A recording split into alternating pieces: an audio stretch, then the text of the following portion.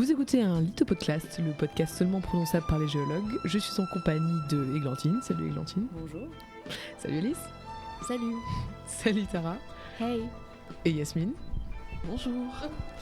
Et salut de Oscar, Louis et Sarah qui n'ont pas pu tourner avec nous aujourd'hui.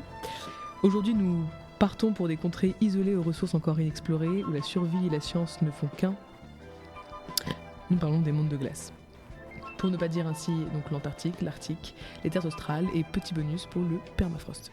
De suite la chronique actualité avec Sarah. Sarah, il fait froid à Nancy, réchauffe-nous un petit peu avec de bonnes nouvelles s'il te plaît. Merci. Qu'est-ce que c'est que ce pays? C'est pas possible. Il fait au moins 8000. Je vous propose de commencer cette rubrique en parlant des bienfaits de la climato-sceptie. En effet, les climato-sceptiques, qui sont les personnes doutant, voire niant l'existence du réchauffement climatique, se sont vus apporter une contribution bénéfique à la communauté scientifique. Alors vous allez me demander, comment une méfiance et un déni de la science peuvent-ils lui rendre service ? Eh bien la réponse est tout aussi surprenante que la question, puisque c'est grâce aux réseaux sociaux et à la désinformation. Pour mesurer l'impact sociétal d'un article ou d'une découverte scientifique, il existe depuis 2011 le classement altmétrique. Si un article est mentionné dans un quelconque média, il gagne des points. À la fin de l'année, le site officiel d'Altmétrique publie le classement des articles scientifiques avec le plus de points. Or, en 2023, c'est un article illustrant la fonte des glaces antarctiques entre 2009 et 2019 qui remporta la première place. En effet, grâce à X, anciennement Twitter, et à ses 63 000 messages relayés par plus de 48 000 comptes, dont la majorité sont détenus par des climato-sceptiques influents, cette évolution alarmante de ce désert de glace en perdition fut fortement médiatisée. Les auteurs de ces tweets mentionnent l'article pour servir leur cause en disant que durant ces 10 dernières années, la glace n'avait pas tant fondu que ça. Et c'est l'effet inverse qui se produisit parmi les utilisateurs de la plateforme. Cette preuve en images était plus parlante que des tweets conspirationnistes. Et cet article a fini par être utilisé comme lanceur d'alerte au sein du réseau social. Ainsi, la communauté scientifique et l'autrice de l'article elle-même, Anna Hogg, purent exprimer leur gratitude envers des climato-sceptiques, ce qui est un fait plutôt insolite et rare de nos jours. Cependant, pour quand même faire transmettre le message et l'idée que souhaitaient véhiculer les scientifiques comme Anna Hogg, il est important de savoir que le taux d'augmentation de la fonte des glaces entre 1994 et 2017 a augmenté de pas moins de 60%, ce qui à la longue causera la perte de la moitié de toute forme de glace sur Terre d'ici 2100. Voilà, c'était la touche positive. Merci Sarah et merci aux climato-sceptiques. Nous retrouvons Louis et Oscar pour l'interview d'un géochimiste et chercheur, Pierre-Henri Blard. Nous sommes avec Pierre-Henri Blard. Bonjour, est-ce que vous pouvez vous présenter succinctement ? Bonjour, merci de m'inviter dans votre émission. Donc, je m'appelle Pierre-Henri Blard, je suis directeur de recherche au CNRS. Ma spécialité, c'est l'étude des fluctuations des glaciers et de la cryosphère au sens large, c'est-à-dire les glaciers de toute taille, les petits glaciers de montagne, mais aussi les très gros, tels que le Groenland et l'Antarctique. Et j'utilise des méthodes dans notre laboratoire pour reconstruire leur volume au cours du temps, selon des échelles de temps qui vont de quelques centaines, milliers d'années jusqu'à des millions d'années. D'accord. À propos de la glace, qui est le thème donc de notre podcast, qu'est-ce que le projet Green to Ice sur lequel vous travaillez dernièrement ? Alors Green to Ice, c'est un gros projet européen financé par une agence publique européenne qui s'appelle l'ERC, European Research Council. Donc c'est un projet qui donne des moyens substantiels et des moyens nécessaires pour mener ces recherches très ambitieuses. Donc le projet Green to Ice, il est le fruit d'une longue maturation initiée par une collaboration entre notre laboratoire nancéen du CRPG et puis des laboratoires partenaires que sont le laboratoire de glaciologie de l'Université de Bruxelles, l'ULB, mais aussi le laboratoire danois du Niels Bohr Institute à Copenhague, qui sont en termes de connaissance de la glace et de l'accès logistique au Groenland incontournable. Donc on a initié cette collaboration il y a 3-4 ans et ça s'est concrétisé par l'obtention de ce financement très conséquent. Donc on peut mentionner les montants, c'est 14 millions d'euros sur sur 6 ans qui sont consacrés à ce projet. Alors, il y a énormément de moyens qui vont être dévolus à la logistique, c'est-à-dire aller sur le terrain, faire de nouveaux carottages pour obtenir de nouveaux échantillons, mais aussi payer le salaire de doctorants, de post-doctorants, de chercheurs recrutés simplement pendant la durée du projet, des nouvelles machines. Donc tout cet argent va servir à ça, à acheter de l'équipement, à faire du terrain, à analyser les échantillons via des chercheurs qui seront recrutés spécifiquement pour ça, en plus des spécialistes dont je fais partie. Alors, quels sont les objectifs du projet? Et donc, les objectifs de ce gros projet que je viens de mentionner sont de reconstruire le volume du Groenland au cours du temps. Alors, qu'est-ce qui motive ça? C'est tout simplement qu'on a besoin, si on veut se projeter de manière fiable dans le futur, on doit utiliser des modèles numériques. Mais pour valider ces modèles numériques qu'on utilise pour comprendre ce qui va se passer à l'horizon 2100, 2200, 2300 et l'an 3000, on a besoin de valider ces modèles en les confrontant aux observations passées. Donc une manière de confronter la validité des modèles, c'est de reconstruire des données bien plus fiables que ce qu'on a actuellement pour certaines questions. Et une des questions majeures, c'est quel était le niveau marin lors des épisodes chauds du passé. Par exemple, lors du dernier interglaciaire, il y a environ 125 ou 130 000 ans, il faisait un petit peu plus chaud que la période actuelle, un tout petit peu plus. Et il y avait d'autres périodes qui correspondent aussi à des périodes soit comparables à la température actuelle, soit un tout petit peu plus chaudes. Le niveau marin, sur ces périodes de temps, on le connaît plus ou moins bien. Mais surtout, ce qu'on connaît encore moins bien, c'est quelle est la part relative du Groenland, d'une part, qui est la deuxième plus grosse calotte sur Terre, et de l'Antarctique, d'autre part, lorsque ce niveau marin il était un petit peu plus haut qu'aujourd'hui.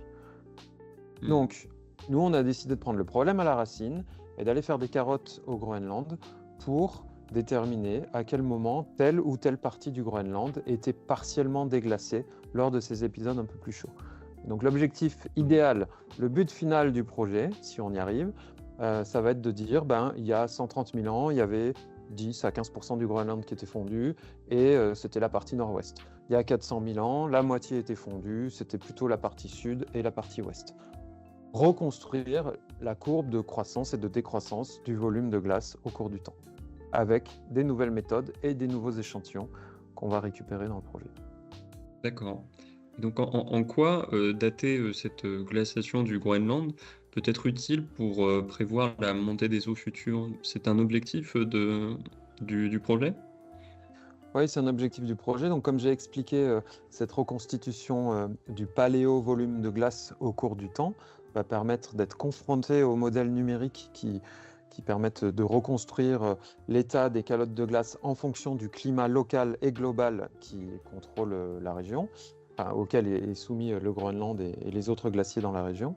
Et tous les modèles ne sont pas tout à fait d'accord pour l'instant. Donc, avec ce travail paléoclimatique, on va pouvoir faire la police et dire tel modèle a tel défaut, donc il ne faut pas l'utiliser, ou alors il va falloir améliorer tel ou tel paramètre de fonte, tel ou tel paramètre qui régit l'écoulement de la glace, ou tel paramètre qui détermine par exemple la quantité de précipitations et leur régionalisation.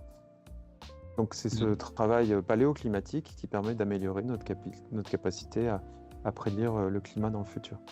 De la même manière qu'un modèle météo qui vise à prédire le climat qu'il fera dans 1, 2, 3 jours doit être nourri par le plus de données fiables possible. Là, c'est la même chose, mais à plus longue échelle de temps. Voilà. Merci beaucoup. Et donc, en tant que géochimiste, quel est votre rôle exact dans l'équipe? Alors, je vais simplifier les choses. Il y a 3 équipes qui travaillent sur le projet en étroite collaboration. C'est un projet synergie, c'est-à-dire que chaque équipe doit être complémentaire du travail de l'autre. Donc, il y a l'équipe des Danois qui sont spécialistes de la glace qu'on appelle météorique, c'est-à-dire de la glace propre qui est parfaitement pure et qui contient juste de la glace et des bulles de gaz enfermées. Il y a l'équipe de Belgique qui est spécialisée dans la zone de transition entre la glace pure et la glace riche en débris. Et puis, comme dans l'objectif du projet, on a comme objectif très important dans le projet d'aller dater la disparition de la glace, pour ça, on a besoin d'accéder aux sédiments. Et mon rôle, c'est d'étudier les sédiments qu'on va trouver à la base des glaciers par carottage ou qui sont parfois incorporés dans la glace basale. Donc notre équipe va utiliser toute une batterie d'outils pour décrire ces sédiments, décrire leur nature. Est-ce que c'est des roches de type des roches de type granit, de type plutôt carbonaté, de type volcanique basique? On ne connaît rien de la géologie du centre du Groenland parce que par définition, on n'y a pas accès jusqu'à présent. Donc avec ces nouveaux carottages, on aura accès pour la première fois à des échantillons qui sont inconnus. Rien qu'en tant que tel, par curiosité naturaliste, c'est intéressant. Premier point.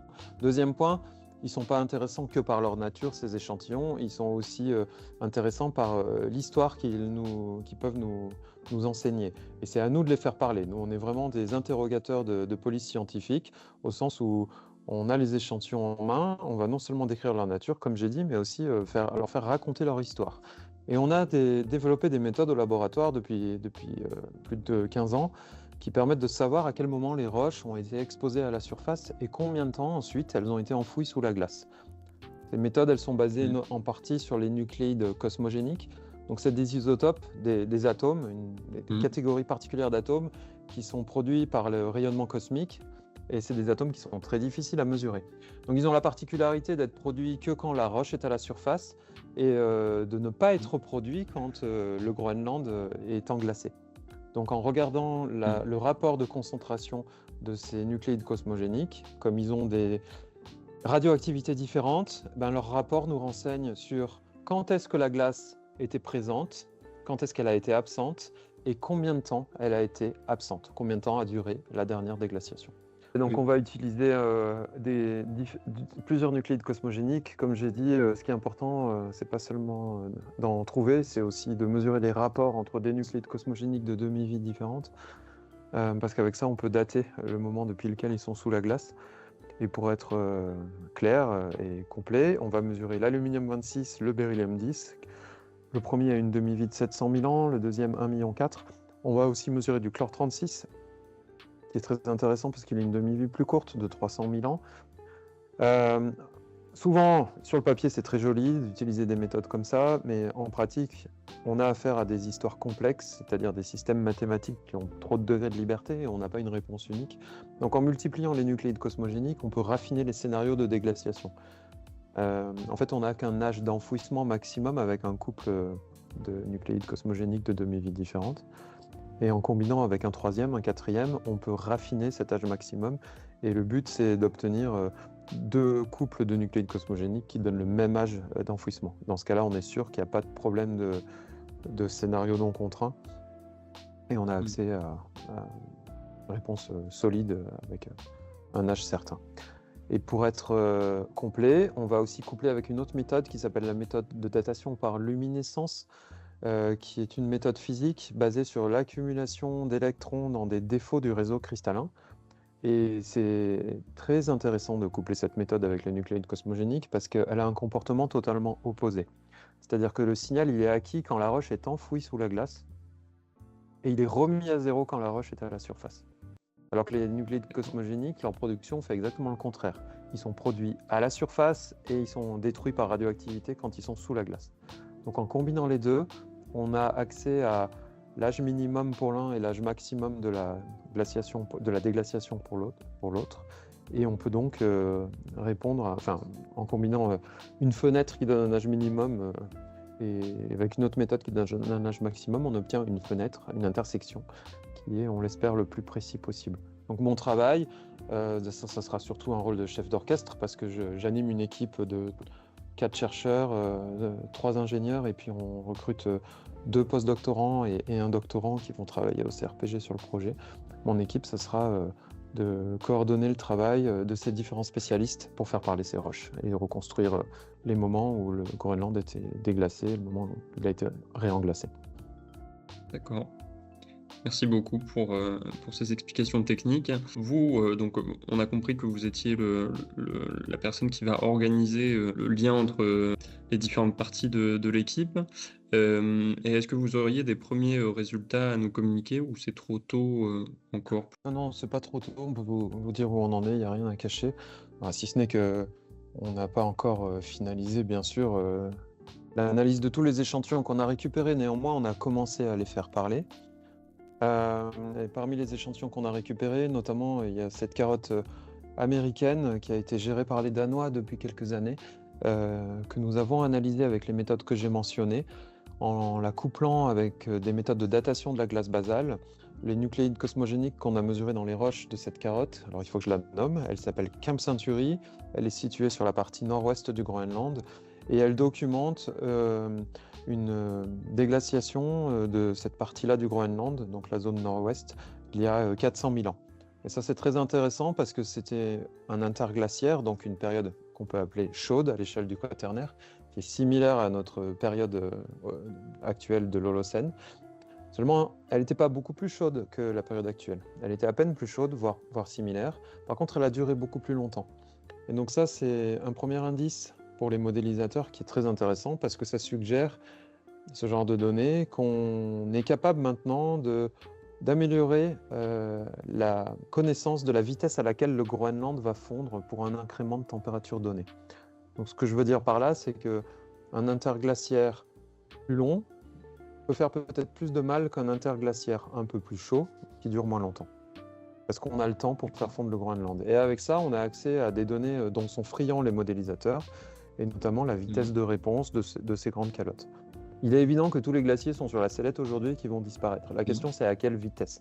L'Antarctique, c'est pas sûr qu'il disparaisse. Une partie du Groenland, c'est sûr qu'il va disparaître. Mais la question majeure qui se pose à nous, scientifiques, en tant qu'experts vers lesquels la société se tourne pour savoir à quelle vitesse le niveau marin va monter, c'est à quelle vitesse le Groenland est en train de fondre et à quelle vitesse le niveau marin va monter. Et ça, c'est crucial parce que c'est pas la même chose que de dire on va avoir 1 mètre d'eau en plus en 2100 que seulement 30 cm.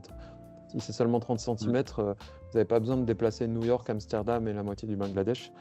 Si c'est 1 mètre, ça pose beaucoup plus de questions et d'urgences sociétales. Et si on se rend compte qu'effectivement ça fond beaucoup plus vite que anticipé, eh bien il va falloir prendre des décisions et prioriser ce qu'on appelle l'adaptation au changement climatique. Donc ça, ce chiffre de 400 000 ans pour la déglaciation partielle du Groenland, on essaye de le confirmer avec d'autres carottes, de manière à avoir une cartographie et donc accéder à un volume de glace restante pendant cet épisode qui s'est produit il y a 400 000 ans lors du stade isotopique 11, cet épisode interglaciaire qui était à peine plus chaud que l'actuel mais qui était surtout plus long. Donc l'objectif, c'est d'avoir des nouvelles carottes, dont une qu'on devrait forer qu'on commençait à forer en 2025 au centre du Groenland et terminer en 2026. Donc ça, c'est une analyse au long cours. Revenez nous voir dans 2, 3 ans, 4 ans, on aura les résultats de ces nouvelles carottes. Peut-être qu'on va trouver une déglaciation avec 400 000 ans dans certaines zones, mais pas dans toutes, et on se rendra. Et avec ça, on va pouvoir donc cartographier les reliquats de glace du Groenland et se rendre compte que cela n'avait fondu qu'il y a peut-être 700 000 ans ou 1 million d'années. Voilà, ça sera ça l'objectif ultime du projet, de fournir une carte du volume du Groenland au cours du temps, pendant le dernier million d'années, ou même tout le Quaternaire, qui dure depuis 2,6 millions. Maintenant, venons-en aux mains, ou plutôt au micro, avec la chronique débat. Tara, Alice, c'est à vous. La fonte des glaces est un problème de plus en plus préoccupant, et stopper ce processus, en changeant nos productions de gaz à effet de serre notamment, semble presque insurmontable. C'est pourquoi certaines entreprises lancent des projets plus ou moins fous pour essayer de ralentir la fonte des glaces autrement. On a par exemple le projet Arctic Ice Project, anciennement Ice 911, qui voudrait utiliser des microsphères de silice pour recouvrir la glace de l'Arctique afin d'en augmenter son albédo, c'est-à-dire son pouvoir réflecteur, et donc minimiser sa fonte.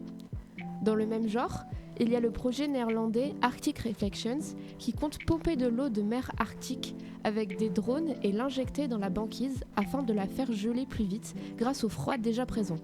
Ce projet vise à restaurer 100 000 km² de glace durant l'été, avec entre 100 et 1000 drones. Que pensez-vous donc de ces projets d'avenir visant à contrecarrer la fonte des glaces ? Pensez-vous qu'il s'agit d'un espoir et qu'on devrait investir là-dedans, ou plutôt qu'il s'agit de tergiversations inutiles et qu'il faudrait uniquement se concentrer sur réduire l'émission des gaz à effet de serre ?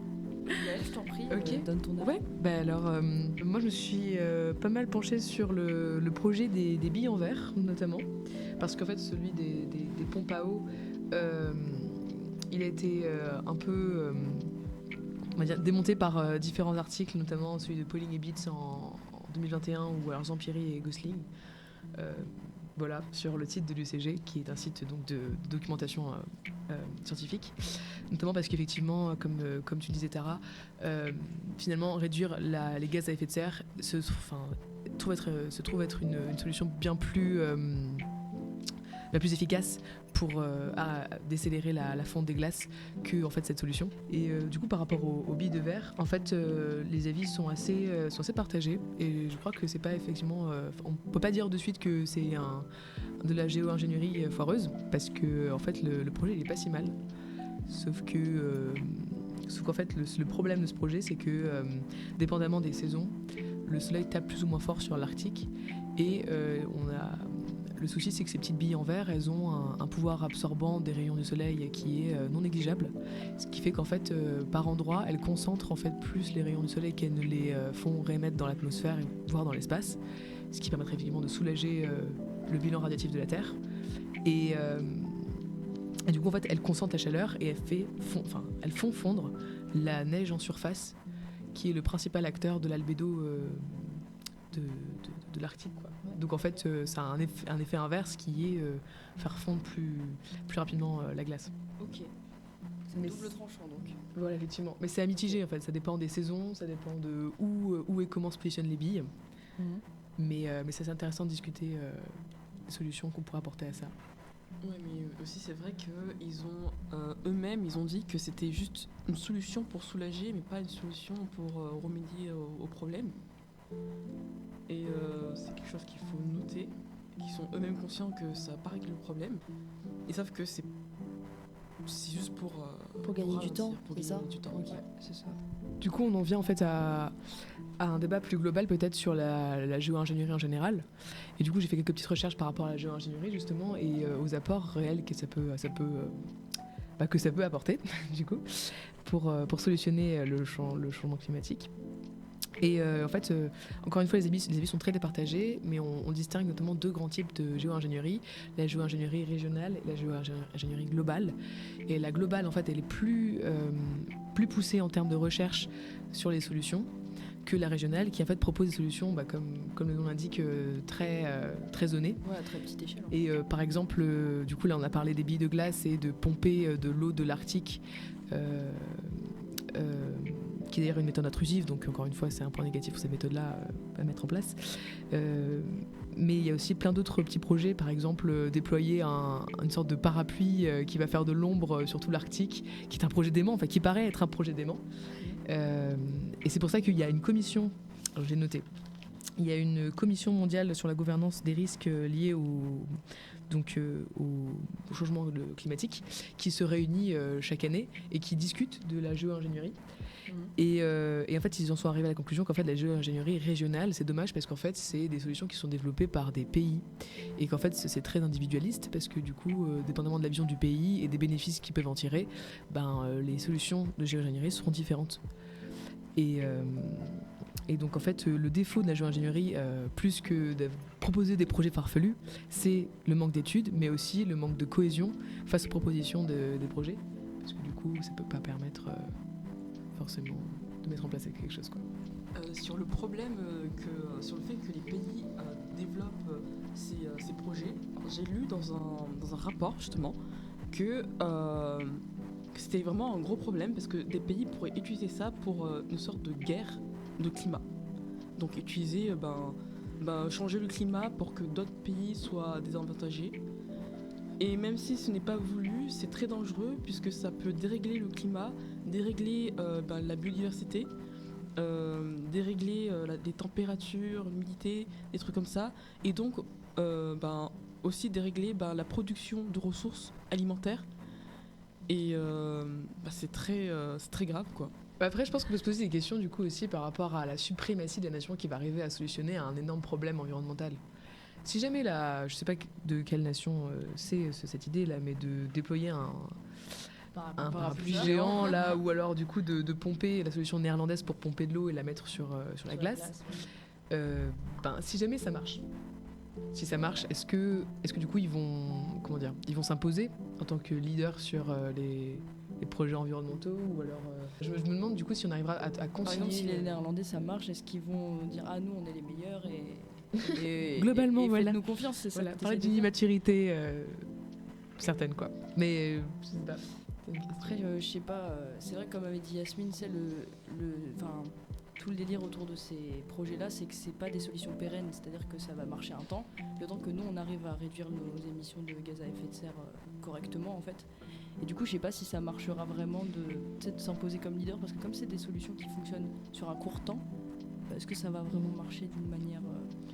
Plus ou moins, je me dis que pour D'une des manière, projets aussi importants, j'imagine quand même que il y a des accords mondiaux qui vont se mettre en place. Bien sûr, ouais. Pour mettre en place ça, parce que il y a des impacts, quoi. Si je reviens sur l'histoire des petites sphères en C10, ça a quel impact environnemental? Est-ce que c'est un problème pour les écosystèmes? Et puis une fois que, si jamais la glace fond, que les billes tombent dans l'eau, ça devient quoi? Pour nous, en tant que géologues, on sait qu'il y a des roches qui sédimentent et qui sont fortement composées de silice, donc on peut imaginer que ça devient des... On va créer une nouvelle roche. Voilà. Voilà, on peut créer une nouvelle roche, c'est pas mal. Mais ouais, voilà, c'est... voilà. Après, bon, du coup, pour revenir, parce que je crois que j'ai pas mitigé l'argumentation là-dessus, mais par rapport aux billes encore de verre, en fait, c'est un projet qui est pas non plus si déconnant que ça, parce que si les billes n'avaient pas leur pouvoir absorbant, en fait, ça pourrait soulager, notamment dans l'entre-deux entre été et automne, lorsque les rayons sont forts, mais pas trop non plus, pour éviter justement d'absorber faire monte. Voilà, ce serait intéressant en fait cette solution des billes, quoi. Et aussi, il faudrait trouver des billes qui se déplacent pas avec le vent, histoire que la silice se concentre pas en un endroit et que ça, encore une fois, il y a ce même problème de pouvoir radiatif, quoi, qui fait fondre la neige. Moi, j'aimerais juste revenir sur ce point de géologie régionale que tu as soulevé, Yael, et ce truc dont tu as parlé, que ça pouvait mener à des guerres de climat et qu'un pays utilise la géoingénierie pour que son climat soit bien et que potentiellement celui des autres ne le soit pas. Mais donc comme une critique de la géo-ingénierie. Ouais. Mais en fait, c'est déjà un peu le cas quand on parle par exemple de pollution et quand on pense par exemple aux énergies renouvelables qui utilisent des terres rares et qu'on sait que ces terres rares polluent énormément dans les pays où on les extrait. Donc certes, par exemple, je vais prendre l'exemple de la France parce que c'est chez nous, quoi. Mais je sais pas, par exemple, on va se dire qu'on va utiliser plus d'éoliennes et que ça va être super pour l'énergie, pour chez nous, ça va nous décarboner la France. Mais en même temps, ces éoliennes, elles utilisent des terres rares qu'on va extraire dans des pays autres où cette extraction va énormément polluer chez eux. Oui. Donc finalement, on a déjà un peu cette idée de chez nous, on rend ça plus vert, mais on pollue autre part. Ouais. Et donc, est-ce que vraiment on peut critiquer la géoingénierie de ce point-là alors qu'on est déjà en train de faire ça? C'est ça que je voulais... Oui. C'est très juste ce que tu dis, et je pense que du coup, il faudrait idéalement, on pose une rémédiation sur nos actions qu'on présente pour pas les faire en futur, quoi. Oui, tout à fait. Écoutez, merci beaucoup d'avoir participé à ce débat. Et de rien. On enchaîne sur la prochaine rubrique. Merci à tous pour ce débat. Nous terminons ce podcast avec la session Pop Culture, animée par Yasmine, qui nous parle d'un film que nous connaissons bien. Miam! Un beau pissenlit! C'est sûrement le dernier de la saison. Comment ne pas évoquer L'Âge de glace quand on parle des mondes des glaces? Je voudrais faire un petit point sur ce film qui est apparu en 2001, parce que j'espère que personne prend des références sur ce film en termes de géologie, de climat, historique aussi. Alors déjà, pour une mise en situation, en contexte, on suit l'aventure d'un mammouth, d'un paresseux géant et d'un smilodon. Diego, exactement. Oui. Alors, l'histoire se passe en Amérique, entre moins 30 000 ans, qui correspond à la première apparition de l'homme en Amérique, et entre moins 12 000 ans, qui est la dernière période glaciaire, le Wurm. Et déjà, la première incohérence historique, c'est quand je l'ai regardé, j'ai vu le Stonehenge. C'est vrai. Oui. Excellent. Oui, qui est apparu il y a moins de 2800 ans. Hein. Ok. Et il y a aussi le dodo, il a rien à faire ici en Amérique, normalement il est sur l'île Maurice. Et petite précision aussi, hein, pour ceux qui auraient un doute, hein, les écureuils à dents de sabre, ça n'existe pas. Je suis déçue. Mon enfant. Ouais. Aussi, en tant que géologue, on va fermer les yeux sur le fait que le supercontinent se sépare en moins de 10 secondes et que la période glaciaire prend fin en moins d'une semaine. Ça va très vite à l'échelle du temps géologique. ça. Et aussi sur le fait que le mammouth rencontre le dinosaure, bien sûr. Mais bon, c'est pour des raisons C'est vrai que j'avais artistiques. oublié ça. Ouais, c'est vrai. Work, c'est roublard. Ouais. Bon, maintenant on va passer sur un thème un film un peu plus vrai scientifiquement. C'est le film qui s'appelle Le jour d'après, sorti en 2004. C'est dans le nom du film. Oui, c'est ça, il faut un temps de après. pause le jour d'après. Alors déjà, laissez-moi vous citer un petit passage. L'hémisphère nord doit son climat tempéré à l'effet du courant Atlantique Nord. La chaleur émise par le soleil arrive à l'équateur et est diffusée au nord par l'océan. Mais le réchauffement climatique fait fondre la calotte polaire, ce qui perturbe les courants chauds de surface et pourrait même l'interrompre. Si cela arrive un jour, ça sera la fin de notre climat tempéré. Et ça, c'est une bonne vulgarisation scientifique. Alors bien sûr, dans les films, dans le film, l'effet est amplifié. Hein. C'est quelque chose de moins extraordinaire, parce que dans le film, c'est vraiment c'est une catastrophe climatique avec tout le nord de la Terre en fait qui gèle totalement. Et c'est vrai. Le Gulf Stream, qui est un courant océanique qui part de l'Alabama et qui se diffuse dans l'océan Atlantique et qui longe la côte américaine, c'est lui qui régule un peu les températures de l'Atlantique Nord. Et la fonte massive des glaces due au réchauffement climatique pourrait ralentir ce courant et entraîner des températures saisonnières plus contrastées en Amérique du Nord et en Europe. Des études récentes montrent que le Gulf Stream ralentit, ce qui pourrait avoir des conséquences sur le climat mondial en long terme. Et en fait, on montre que c'est un peu paradoxal qu'on parle de réchauffement climatique, mais c'est ce qui se passe. Et en plus, la recherche qui a été faite sur ça s'inspire du film, justement, Le jour d'après. Vous venez d'écouter le Lithopodcast Les Mondes de glace, réalisé par des étudiants de l'École nationale supérieure de géologie de Nancy. Soit dit en passant, Alice, Tara, Oscar, Sarah, Yasmine, Églantine, Louis, ainsi que moi-même, donc Yael, en partenariat avec la radio Campus Lorraine.